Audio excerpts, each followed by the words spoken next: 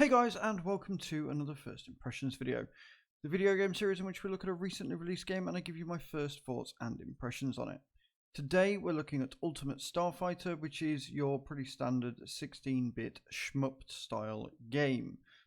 It's got a few interesting mechanics, all of which I'm not entirely sure I like, but we'll get into that later.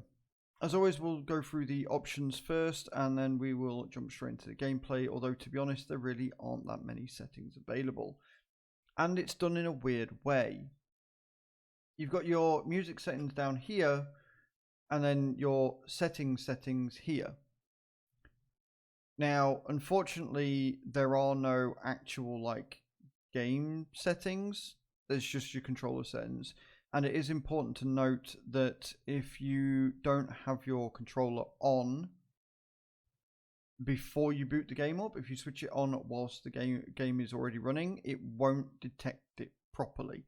Well, remember, this is in this options menu. It allowed me to use the controller to move around, but then when I got into the game, nothing happened because it didn't detect it. So I had to exit the game, make sure the controller was on, and then switch it back on.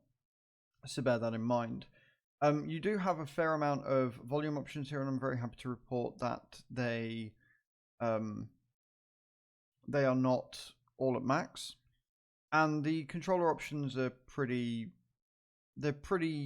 sort of standard. It is worth looking over the power regeneration and power balance, and we will look at that in a second. But yeah, let's jump into it, see what it's all about.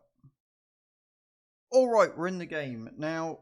Unfortunately, exiting the game or trying to come out the game or trying to pause the game and come back is a bit of a ball ache. And when you start a new game, you have to go through this sort of sequence over and over again. Now, once you're in the game, you have to move. And if you look on the bottom of the screen, you will see that each time you fire, each time you do anything at all, the bars will sort of deplete, and when they deplete, you can't do anything. You run out of power, and it takes a while to get used to keeping an eye on everything and replenishing things. When you get these boosters or the thrusters or whatever in the bottom left, they are what you use to refill all of your bars to allow you to keep moving and keep doing your thing.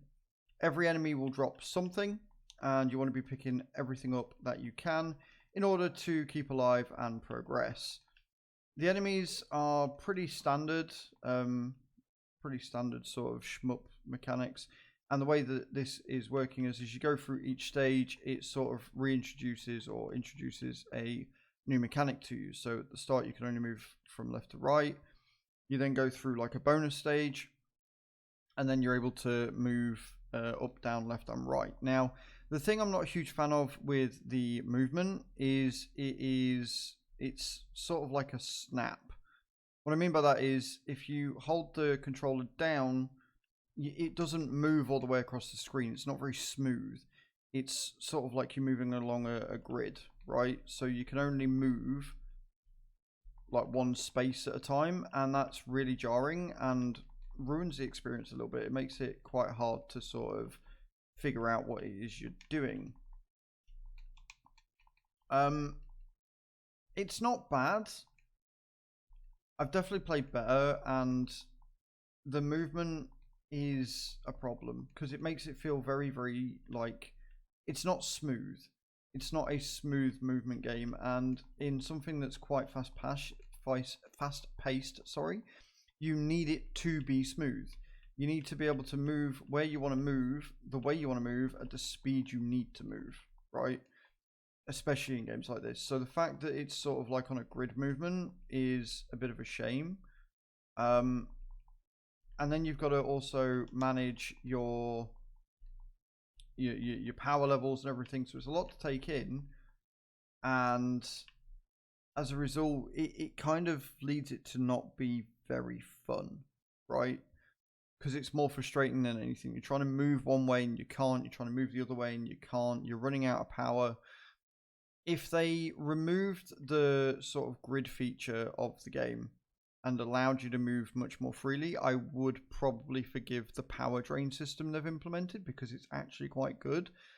But as it is, I would rather either keep this grid movement and allow me to move freely where I want to, or more, you know, remove this power drain feature so I can just shoot and not have to worry about it. But that's just my opinions. It's not the worst shmup I've ever played, but it's certainly not the best either. So there you have it, guys. That's Ultimate StarFighter. It's pretty standard with some interesting mechanics, but the movement lets it down for me. So there you go. Thank you very much for watching, and I hope to see you all next time. Ciao, ciao.